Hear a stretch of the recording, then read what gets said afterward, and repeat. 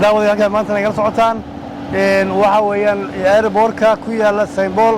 iyo Minneapolis oo loo yaqaan MSP International Airport oo ah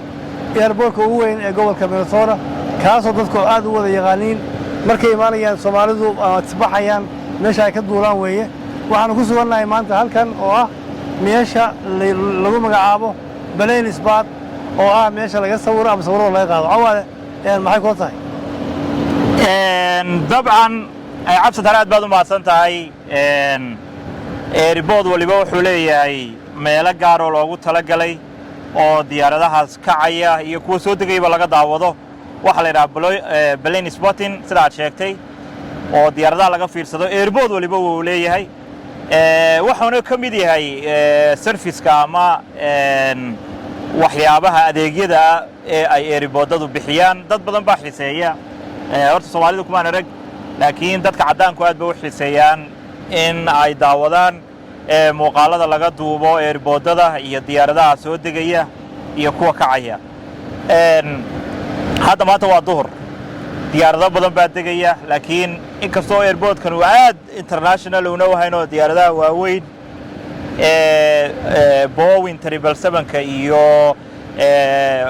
Airbus 380 la yiraahdo ayna ka soo degin laakiin haddana diyaarado badan baa degaya waxay u badan yihiin diyaaradaha la yiraahdo Boeing 737 iyo Airbus 320 Airbus 321 Airbus 330 marka airportkan xarun diyaaradan shirkadda diyaaradaha ee la yiraahdo Delta ayaa aad ugu weyn kuwa aad ka isticmaala iyo shirkadda la yiraahdo Southwest Sun Country marka ka waran waa maanta maalintii kuwa maanta horta waa maalin ay hawadu kulushahay waa 90 digrii cawaalo meel badan oo dhacaysa waqti jaanskan helay maanta lagu waxyaabaha horta Minnesota kaga yaabay waxa weeye magaaladani male dhadhaxaadba sida qabow loogu jiro uun baa kulay la galaa asbuuc hore waxay ahayd ama shanbari ka hor 30 digrii baan jiray maanta waa 90 digrii anagoo jaanska helay maanta ka faa'iideysanay ayaanu idin soo gudbinaynaa wixii kala kulannay oo ah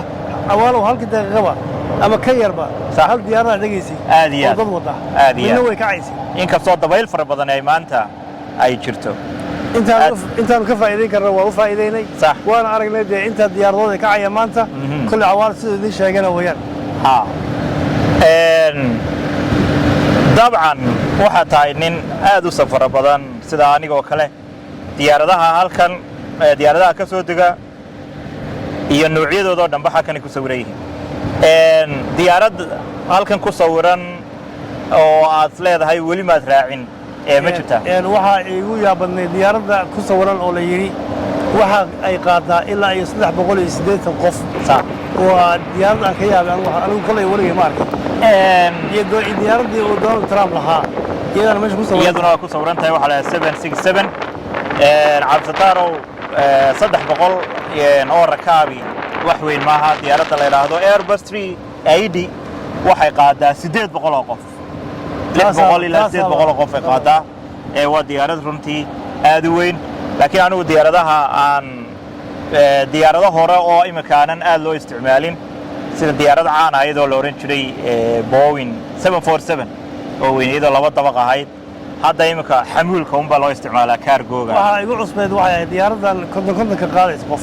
oo hadda ayaantan laga bilaabay sanadii u dhameeyay dalka Mareykanka gudihiisa si dadku aanay u maaragtay dad badan aanay u suginba way hore u qaado intii heshaba konton qof kaliya qaadaysa صح هذا مid baa imika kacaysa diyaaradan waa Airbus 320 waa diyaaradaha loogu isticmaalka badan yahay waxa la shirkadda Delta oo ah shirkadaha diyaaradaha ee aad ku isticmaala garoonkani waa aad baan islaamana